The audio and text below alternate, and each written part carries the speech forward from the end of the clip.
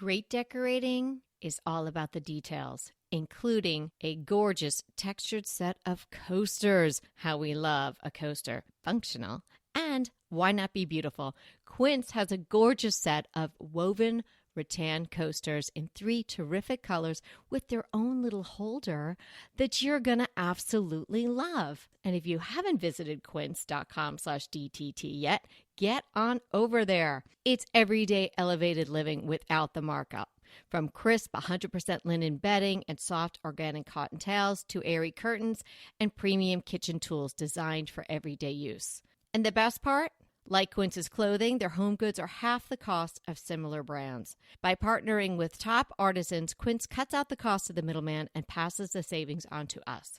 And Quince only works with factories that use safe, ethical, and responsible manufacturing practices and premium fabrics and finishes. Elevate your space with home essentials from Quince. Go to quince.com/DTT for free shipping on your order and 365-day returns. That's Quince, QUINCE.com/DTT to get free shipping and 365-day returns.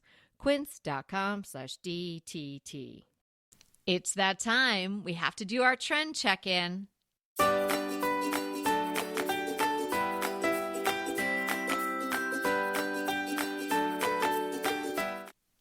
Hey everybody, I'm Kelly Wilkness. Today I am here with not only Anita Joyce, but Betsy Helmuth from Affordable Interior Design. So welcome to Decorating Tips and Tricks, Betsy. We are so happy to have you. Well, I love being back, guys. I love your podcast, and so many of my listeners on my podcast tell me that they're fans of your show. So anytime we get together, I always have a blast. It is. It's a really good connection, and we do definitely have a lot of crossovers. And if you haven't crossed over yet and you're listening to Decorating Tips and Tricks, you're definitely going to want to start listening, subscribing, following Affordable Interior Design, and the link will be in the show notes, of course. So today we are going to check in. It's mid-year, and we are going to do our mid-year trend report. Everybody loves the trends. Betsy's audience loves the trends, and everybody here at DTT loves the trends. So we thought it would be so much fun to not only discuss where we're at now that we're halfway through the year. So today we're going to talk about the trends we see, the trends we love, some maybe we don't love, and some that maybe never really caught fire. Betsy, do you want to kick us off? Sure. Before I start in, if it's okay, just a blanket statement about trends. I think trends can be super fun, playful, but also dangerous. You know, they should be like the accessories in the room or the finishing touches, but having trends be the core foundational pieces can be dangerous because then sometimes your space can look dated. So I'm always mindful when using trends and cautious when using trends that if I'm going to use like a big element that's trendy or something like that, that I make sure not to incorporate too many other large trends. Just make it sort of low key or pick and choose the ones that truly resonate with me, rather than trying to do it all. Because it's kind of like going to, I don't know the trendy stores anymore, like H&M, I guess, that has like that trend accessory section and just buying everything versus buying a couple key pieces like a scarf and a statement necklace that really speak to you. So use trends in moderation. That is my disclaimer before I begin. I couldn't agree more. I think you do need to be careful, Betsy. That's just such great advice because they come in and they go out. And so you are really taking a chance when you're buying a high-ticket item that is a trendy item. Yeah, and there's so much crossover to fashion, right? But of course, we're talking about home decor. But it's just, would you buy that $7,000 Gucci dress that's so trendy? For me, that would be an amazing, huge investment. I'd rather buy that black dress that's timeless from Gucci for $7,000 and then layer, right, a couple trends that were more affordable and easy to switch out. So that's how I like to think about it with your home.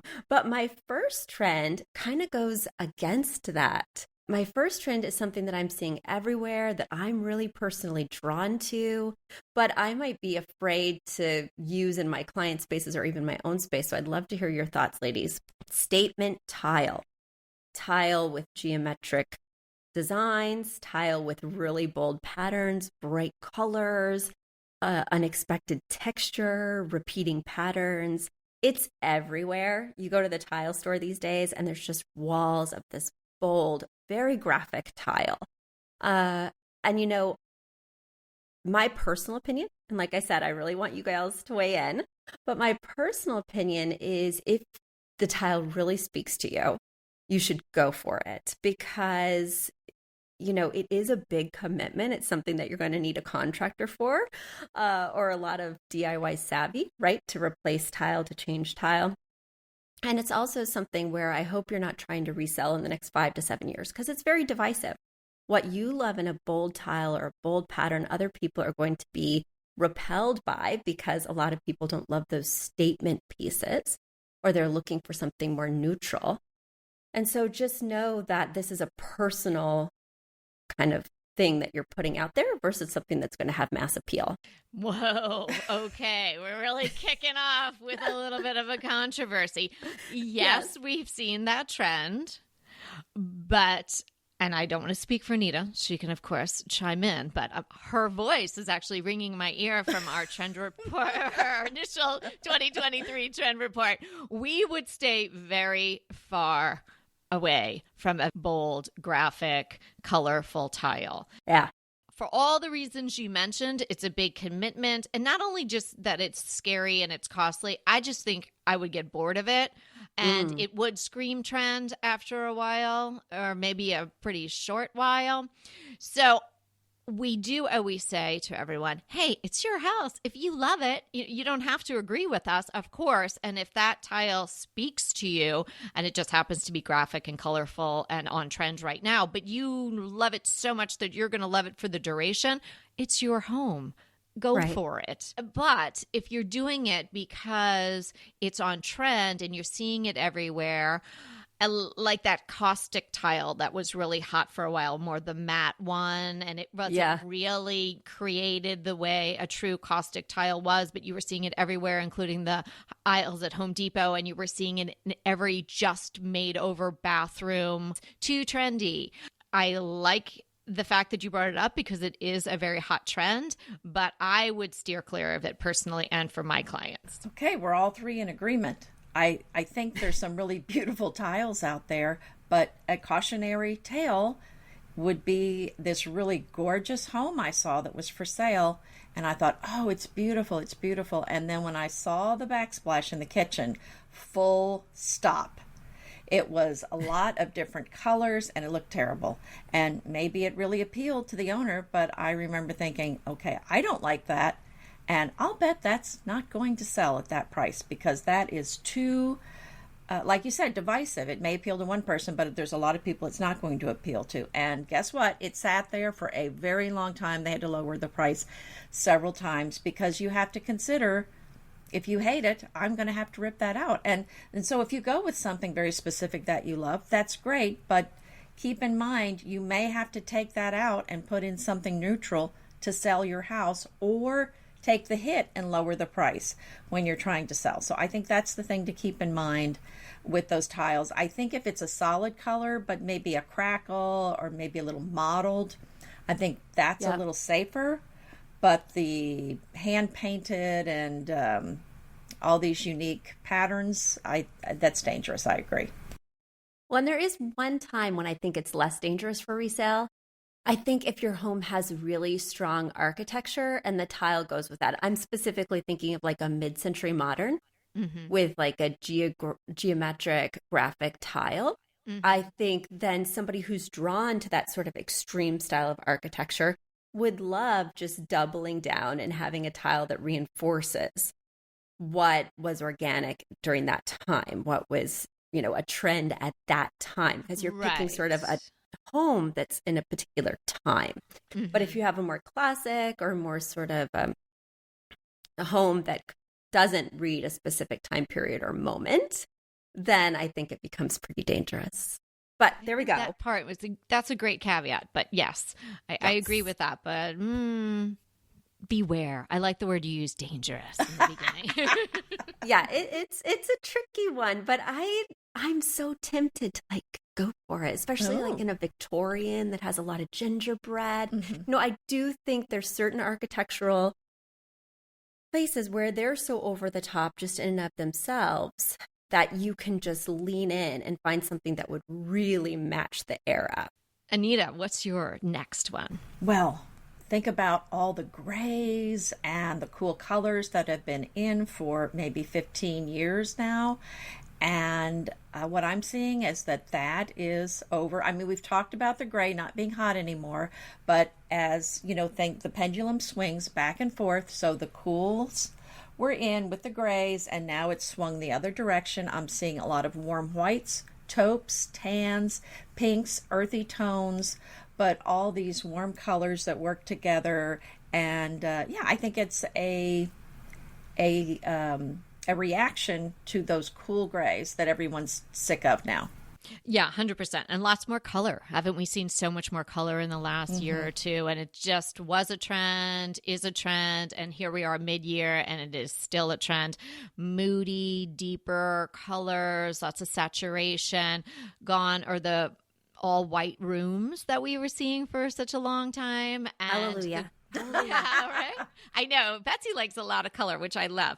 And we talked about gray. Is gray still relevant? I think was the title of that episode. And yes, 100% gray is still relevant, but it isn't the only color you want to do your room in. So many people went way off the deep end with the gray and ended up with just a flat room. It just was not feeling good at all. And what you needed is some color, some texture, some differentiation in tones. And certainly if you're going to do some grays, use the warmer ones, the warmer undertones. What do you think about all that, Betsy? Yeah, I completely agree. And I'm loving the beiges and creams right now. I used to be the biggest grayish proponent, which are those warm grays.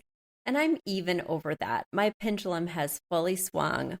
And there's always a time and a place. For instance, a super modern converted loft. I think gray looks right at home.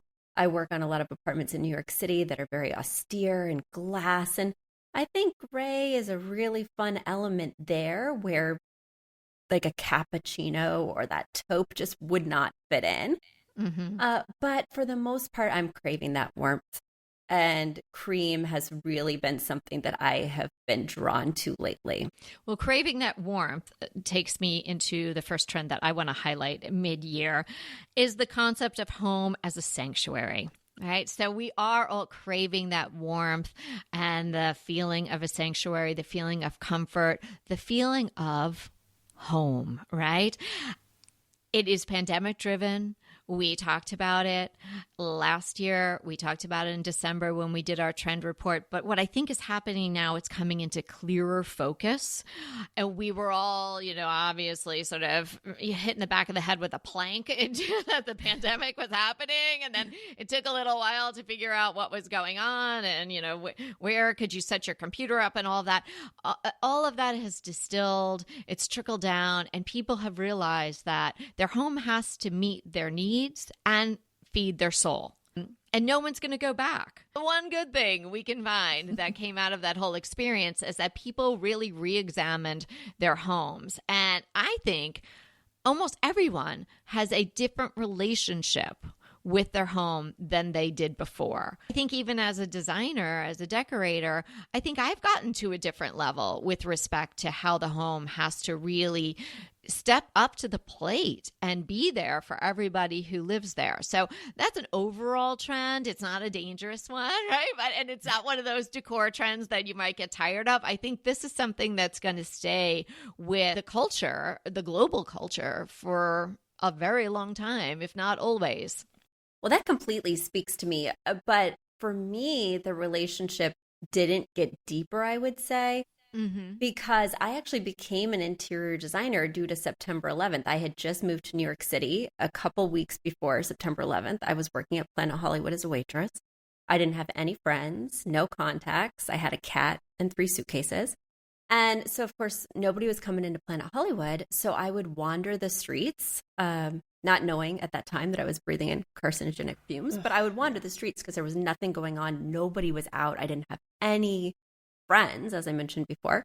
And I would look in people's windows and everybody was hunkered down. It was very much like COVID where everybody was at home seeking safety, seeking the sanctuary, as you mentioned. And I could see that there was no art on the walls. There were obviously no window treatments, which is why I was peeking in.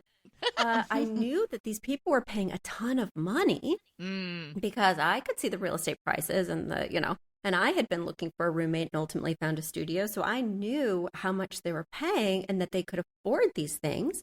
It was just that they hadn't prioritized it. So that was actually the turning point for me for becoming an interior designer.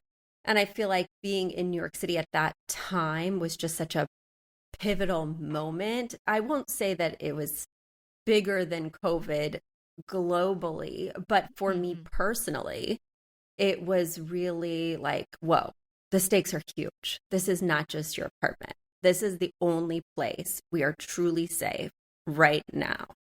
And how can I help these people feel more comfortable because they're not going anywhere, right? So I think COVID just reinforced that and maybe globally created that seismic change. But we really felt it the weeks after September 11th when you didn't know if another shoe would drop.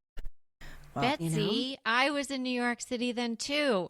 Oh, really? I wish I had known you were there walking the streets. Yeah. Come to Planet Hollywood.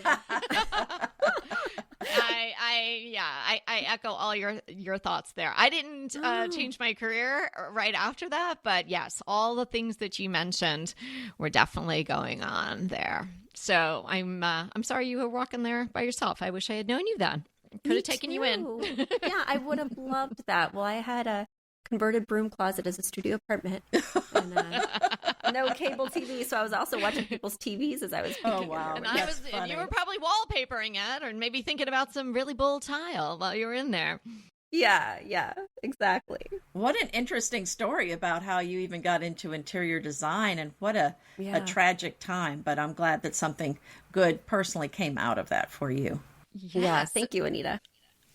Anita, you're up next, I think. Okay, wallpaper. I'm seeing it everywhere. I know you guys are too. And it is so beautiful. There's so many new patterns and new looks. I'm seeing moody, dark wallpaper, stripes, small florals. And again, I feel like it's that we went many years where wallpaper was out and people were not going that direction. It was much more minimalist. And now again, the pendulum has swung the other way, and there's so much more that we can do now because there are removable wallpapers, so it's really kind of commitment free. And now there's the big murals that you can get that are really gorgeous. So yeah, definitely it's in. I agree. It is here, and I have to think it might be here to stay. I wonder if the pendulum's going to swing all the way back like it did many years ago, where everyone was like, ew, wallpaper, like that's just so old lady, and why would you even do that? I don't know. I feel like it's just going to be part of what we do and just other options. And maybe it is because, as you well point out, that we have this removability. It isn't the commitment that it used to be, where you had to get those little scrapey things and peel it off and, basically lose all your fingernails trying to drag it off the walls. That was really not fun. I did that in one house we moved into. I thought, oh my gosh, the roof, I could get the roof off easier than the bathroom wallpaper in that particular house. So without that, why not give it a try? I was actually researching some murals this morning for a client. I was thinking about doing one in her bedroom. So there are just so many choices. So we talked about that in December, that wallpaper is really hot. And here we are mid-year and it's still super hot, maybe even hotter. True. I completely agree. Love it. Love it. I have 4 different wallpapers in my new house. And, but the problem is, then I was online yesterday just scrolling through some inspo, and I wanted to change them all. So no. That is the problem. I know. And I just installed them less than 6 months ago. But I've got all these bold graphic patterns, all these really delicious new prints that are coming out. Things that would have been available only to the trade before are now widely available. And it's just got me craving new applications. Where else? So you have to be careful, because I think 4 is enough in a house. So I'm gonna get off the train. But there also is a level of commitment, even with the peel and stick. In fact, I supervise wallpaper hanging all the time, and the peel and stick is much harder to apply. Oh, so sure, it's easier to remove, but I fell in love with a peel and stick for my vestibule. I just had to have it. It's a Harry Potter, like woodland scene. I haven't even read Harry Potter, but I now live in the middle of the woods, and there's all these like little animals. There's other things too that I don't know what they are because they're like Harry Potter things, but it's like black and has these tiny animals and snakes, and I live among all these tiny animals and snakes. And so I put it up there. Well, I paid somebody to put up there, and I was on site when he was doing it. And it's a freaking nightmare, the peel and stick, because you can't move it around as you're applying it, unlike the paste where it has some give. Yeah. And then it does tend to peel off with the elements. So if you're in a place like a vestibule that gets, a little bit more cold and a little bit more hot, and then maybe a little more humidity because it's less temperature controlled. My vestibule has its own door, so it's really isolated from the rest of the house. It can sometimes peel off a little bit. So I would not use peel and stick again, even though it's alluring because it seems so easy and certainly low commitment to remove. But putting it up and actually dealing with it every day, just use the paste. Wow. Pay somebody to take it off. Yeah. I find that wallpaper installers, they don't want to do the peel and stick. They don't do the peel and stick. My guy is very nice, but he's like, this is not something. Right. Pasted paper, which is recently rebranded to J. Campbell. But if you Google pasted paper as well, Julie's a friend I know from Instagram, an Instagram friend, and then became a friend of the show. And we've had her on for an interview. Her product is very user-friendly. It's very manageable wallpaper sheets. So you do get some extra seams, but the way she's devised the patterns, as long as you line them up, you are good to go. I did my bathroom, my master bath, in her black acanthus, and I absolutely love it. And it was so easy to do, and it doesn't have that peel off backing. You just actually do put it through some water so it has the adhesive on the back, so you get that movability that you're talking about that you don't get with the peel and stick. So we highly recommend it, and it's beautiful. And I think Anita got a bunch of samples and she used it maybe for more craft projects or smaller projects. So it's a really interesting line of products. Pasted paper, aka J. Campbell. I am super intrigued. I'm going to check that out. Hey, we'll be right back with the rest of the show, but keep listening so we can continue bringing you DTT. So have you tried Dupe yet? If you haven't, come on, dupe.com. It is going to be your new shopping best friend. And it's not just for furniture. I know I've shared with you about my coffee table dupe, but you can save money with Dupe on fashion, shoes, jewelry, and more. I just used Dupe to find an absolute perfect twin of this t-shirt that I wanted. It was an $80 t-shirt. I was not going to pay $80 for a t-shirt. Dupe helped me find the twin, like maybe the exact same shirt. Find something you love, and then you can find replicas, twins, and maybe the exact thing for so much less. Give Dupe a try today. It is really so easy to use. You just type dupe.com / before any product URL in your browser, and voila! It instantly finds you less expensive alternatives. They even have an app and a browser extension you can download. No account is required. No sign up is required. It is completely free. I know, can you believe it? But it is completely free to use. Stop wasting money on brand names and start saving with dupe.com today. Okay, so who's next? Betsy, you got one? I do. Can I hop aboard going back to the cozy train? Sure. Everybody should be on the cozy train. Yeah, when I picked this trend, that's exactly what I was thinking. Like, return to cozy, return to snuggling up, but it's also just perfect for spring and summer beachiness. So checkered prints, whether it's a textile, like bedding or pillows, or even just a throw blanket, checks are back, and it doesn't have to be like a tartan or a plaid. It's a simple two-tone check, right? So maybe like a gingham, white. Yes, exactly. Exactly. It could be a little more complicated than that, like with a throw blanket. but I wouldn't go all the way to tartan, which is taking me more fall, winter. And I would just stick with sort of a limited color palette. But the checkered prints are back, and I just think it's such a fun print to layer with other prints, like an ECAT or, a stripe. I so agree, because I think when you pair it or do an assortment and include that type of simple check in with something that's a little bit more sophisticated or a little edgier, it kind of knocks it all off. It's just really interesting what a check and a gingham, or it could be a buffalo, could be bigger, or the smaller gingham. It's so interesting what that does to either a collection of pillows or even as a runner or something like that, what it would do in a room. And recently I had a crush on one of our other shows, and it's a business called Heather Taylor Home, and she's online and primarily, if not solely, works in gingham. Beautiful pillows and placemats and ribbons and all kinds of cool stuff. Yeah, love her products. Really well made and very interesting colors, because sometimes you just see, the red and white gingham or black and white. She's got a lot of different colors. Well, I love the idea of using the check as the basis for a room with the rug. I've got a blue and cream check in one of my rooms that I love, and even houndstooth, 2-color houndstooth rugs. Totally. That are wool. So I am so with you there, and I think it's a nice way to bring in a little bit of pattern to the room, but a simple one so that you can pair it with so many different patterns. It just works so beautifully with so many different looks. And I love that we didn't talk about that trend at all in our December 2023 trend report. So that's a great one to bring up here, Betsy. I've got something that I guess it could be 10 to the practical, but an appliance, induction ranges, stovetops.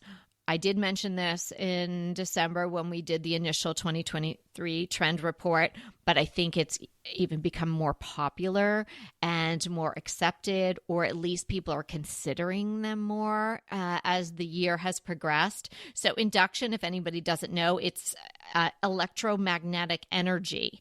And so that is what's going to drive the heating process in the appliance. It's fast, it's precise. You can really control the temperature, incredible energy efficiency, also a real sense of safety, and it also taps into the environmental concerns that we're all having. Very widely accepted in Europe, but really hadn't caught on here. Everybody was either electric or gas or maybe a dual fuel, but induction is coming on strong.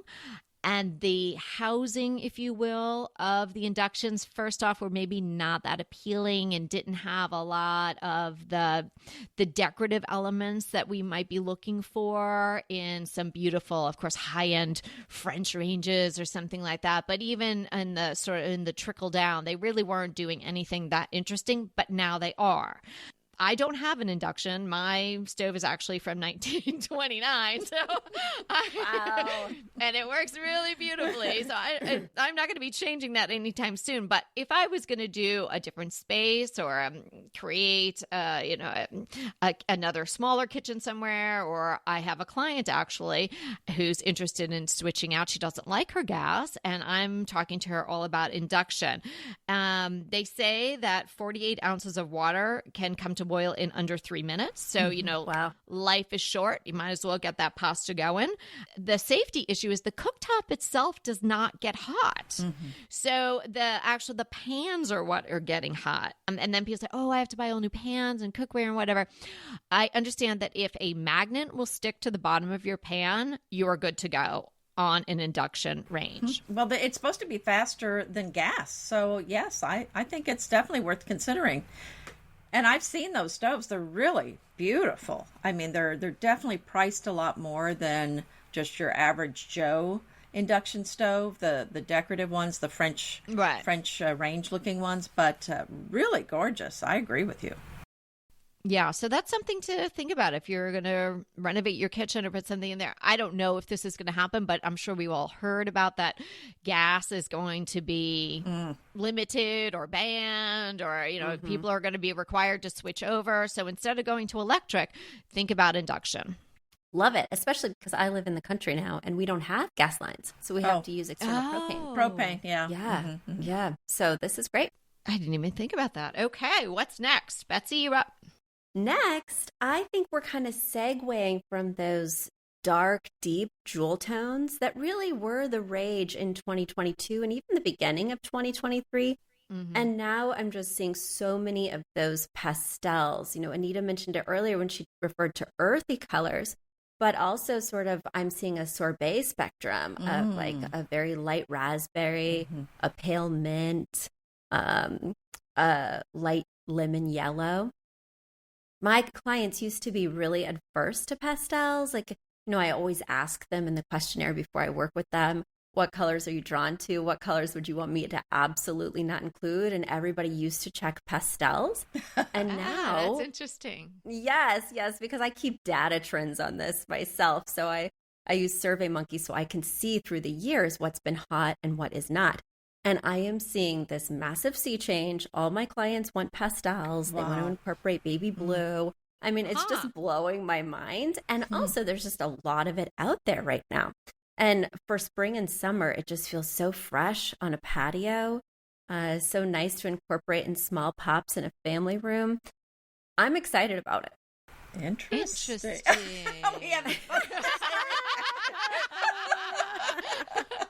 Am I like putting out a lot of controversial? When you don't know what to say, you say interesting. I am not necessarily a pastel person. I can appreciate them from afar, particularly pinks, but I have never really embraced them other than when my girls were little and everybody wanted a pink room. I've really never embraced pink in my home. So I would probably be the person on your SurveyMonkey that would say stay away from pastels. But I mean, I can see them working, just maybe not working all together because then you feel like an Easter basket. Okay, totally. And these, I want to be specific real quickly before Anita tells me she hates pastels. No. But that's okay. Bear in mind, I said like sorbet colors. So these aren't like the Easter pastels. They do have a bit of vibrancy. They're just very light in shade. So think raspberry versus bubblegum. Think, you know, these kinds of ideas, that lemon versus a really muted butter, right? Okay. So it is going to have that kick. Think about being in Italy and choosing your gelato. It's like those colors, but muted versus a true Easter pastel. Okay, Anita, tell me why you hate it. No, that's not what I was going to say. I was going to comment on Kelly's comment about loving it from a distance. It reminds me of when my kids were little and they had a couple of friends that would just knock lamps over and destroy my house. And I referred to those kids as our outdoor friends. We would only play outside with them. Oh my gosh. Yeah, loving them from a distance as well, out in the yard. Exactly. Our two-season friends. Yeah. In the Northeast, we'd have to call them the two-season friends. Right. Here it's year-round, so we're good. Yeah, we can have them year-round here too. Well, I'm gonna look out now. I'm like I was just on a plane for many hours recently, and I went through a lot of magazines in addition to editing our podcast. Anita, on the plane, and I'm thinking, did I see a lot of pastels? And I think you're right, and I didn't really focus in on like, oh, this is a trend for 2023. I was thinking about more, you know, these are the summer issues and whatnot, but could very well be something that's gonna stay with us. You know what I see a lot of? All the designers were hopping on board with the setting plaster paint color from Farrow and Ball. And I guess that could be considered this kind of off pastel or a rift off a pastel. I'm not familiar. What color is that? It's called setting plaster, and it kind of looks like it's a very dulled pink. Oh, that's what I was thinking. Kind of a peachy color. Yeah, It's got some peach under it. I'm not sure about the color. I just actually ordered a sample sample of it, the adhesive samples from Sample Eyes of it, just to see what it looks like in person, because I've been seeing that absolutely everywhere when I'm flipping through the magazines. And in some rooms, it really reads pink, and in some rooms, it's really reading this peachy color. It could be just a nice neutral down the line, but maybe the neutrals are becoming a little more pastel-y, like you say. Right. And this is a trend. This is going to be for this year and not next year, most likely. But I think these tangy pastels that have a personality, have a tiny bit of a kick, but are still very light in color, are just something that is a playful touch. I'm excited to use it outside, especially.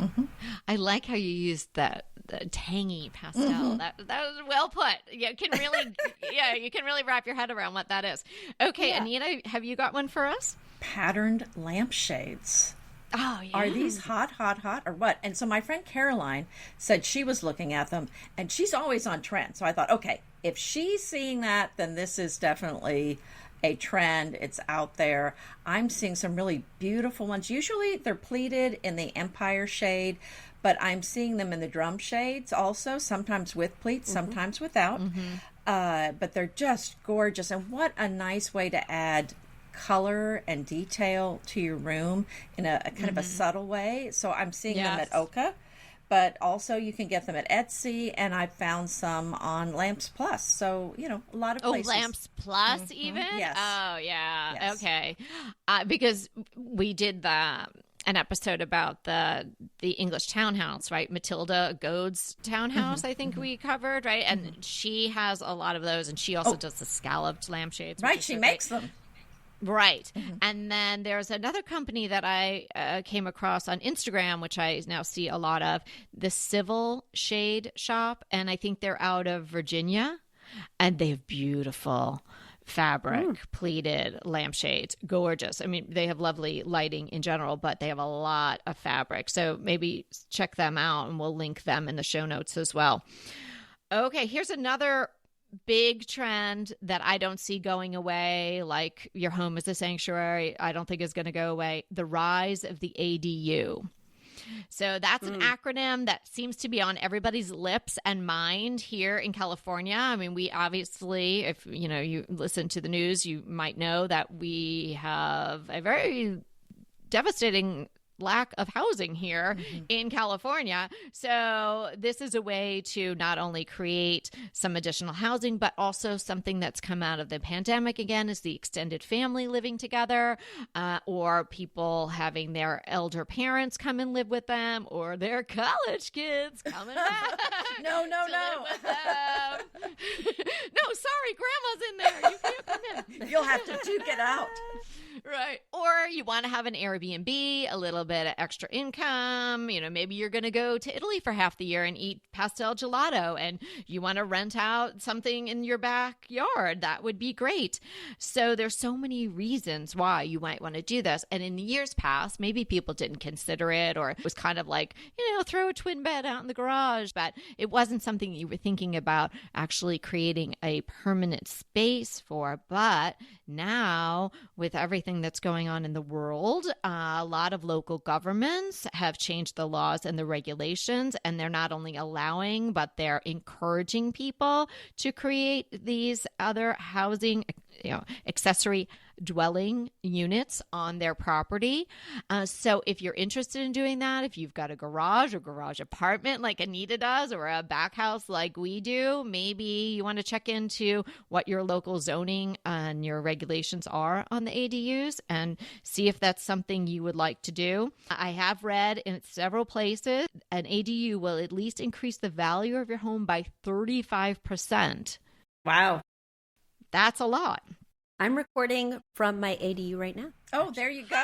See? Yeah, I turned it into my work from home. It's a little cottage behind our main house. And I'm recording from the Stone Cottage ADU. Oh, that sounds wonderful. Stone Cottage. I love it. It's very charming. And we actually just, we have some horse stables, and I am not going to be getting horses anytime soon. Much to my daughter's chagrin. And so we actually just looked into permitting to turn that into a second ADU. So I don't know what the stats are in having 2 ADUs and how that would improve your property value. Wow. Well, you are very on trend anyway. Yeah. Wow. Well, the neighbor across the street, she's getting ready to sell the house. And she was saying that the realtor told her that having a garage apartment, which is what you would have here I'm very close to downtown Houston, and the lots are extremely small. So if you're going to have an ADU, it's a garage apartment. But the realtor was saying how much that it would greatly increase what you can sell your house for if you have one. So, and we have used ours extensively for so many different purposes. I'm so glad we went ahead and did that. And I know out where our farm is in Round Top, people collect buildings. I mean, so the ADUs, I mean, that's you'll have a barn, a shed, a guest house. I mean, everybody's got all these buildings there, and they're used a lot. So I think it's a great idea because there's so many uses. And with the pandemic, oh my goodness, we had no idea everyone was going to be home, and you really were going to need that. Yeah. Yeah. So I think that's here to stay. So if you're looking into that, I have a link that I'll put in the show notes. It just has a little bit of information about actually buying prefab ones or different companies that will come out to your property and assess it. But of course, there's tons of information online about having an ADU, pros, cons. But I would maybe start with your local government and see what the regulations are. Definitely. Because don't go to all the work of investigating and researching if you can't actually do it. Mm-hmm. And there's so many restrictions. Even on a rural property, I have a lot of restrictions. So I have to use a pre-existing structure, which might be, I don't know, Anita, why there's so many little structures. But in Connecticut, nobody tears down any structure because it allows you to have a permit for a new structure. Really? But if you tear it down, even if it's dilapidated, then you lose that opportunity. Really? So you can rehab a property, but you can't build a new property. So you'll see a lot of dilapidated sheds and barns as you drive by of people who just haven't converted them yet, but don't want to lose the opportunity for that ADU. Oh, good info there for anybody listening from Connecticut. Now you don't tear down your shed. I've got these horse stables. They're actually pretty cute. So I wouldn't tear them down, but we don't use them at all. Yeah. So, but I'm not going to get rid of it. Well, and here in Texas, they, out in the country, people will do the tiny houses. They do the Airstreams, convert those into guest cottages too. So there's a lot of different things that you can do. You got another trend for us, Betsy? Well, that was my 3. I stuck to your rules. I only did 3. I lost track. I'm a rule follower. Anita? I followed the rules too. Those were my 3. Perfect. Okay. I broke my own rule. Okay. I have one more just to mention, but it's one that didn't catch fire, at least in my opinion. Brown. Brown was touted to be hot in early 2023, late 2022. We were reading a lot about brown when Anita and I prepped for our trend report for 2023 back in December, and I just don't think brown ever caught fire. What do you ladies think? Yeah, no, no. Yeah. Brown does not catch fire with me. I mean, I love a camel. Love a camel, cashmere coat. Mm-hmm. A taupe. Mm-hmm. But the chocolate brown, that I would use in limited doses. Like that true deep, rich brown. Which is what they were talking about, right? So sometimes that just happens. Somebody wants to talk about something that's going to happen, and it's a prediction. And then you send it out into the world, and sometimes it just does not materialize. And that's okay with brown. So, Betsy, what we do right now is Anita defines a decorative term or decor term or architectural term for us. And then we'll talk about our crushes, which I know you prepared one for us. So, Anita, what are we defining today? We are going to define builder allowance, as in Anita went way over her builder allowances. So an allowance is a specific amount of money included in your construction budget, which is earmarked for a specific item or service, the cost of which has not yet been determined. So, for example, you might be given a $10,000 allowance in your budget with your builder for flooring. So if you select flooring that costs $12,000, you're going to need to pay the builder an additional $2,000. And that's how it works. Very good to know about. You've done a lot of defining of terms that will be very helpful when people are building or renovating, like we did punch list. And now this is a great term for everybody to be aware of.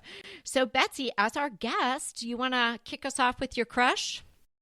Yes, I'll kick it off. So, when I was thinking about crush, it's just something that I kind of have a little fixation on, something that I'm really interested in right now, and that is painted case goods. I'm just really drawn to them.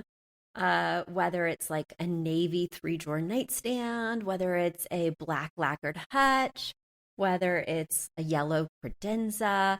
I'm just, sometimes rooms get so wood heavy, whether it's a table and then a case good, like I mentioned, and then the legs of a chair. It's just a nice way to incorporate something that is a wooden texture without getting that same wooden color. So I'm just always drawn to a painted case good, but especially right now, like just flipping through online, I was like, oh, I want a painted case good. I love that too. Now, when you say case good, just in case someone's listening and they're not sure what that means, can you just let them know what that is?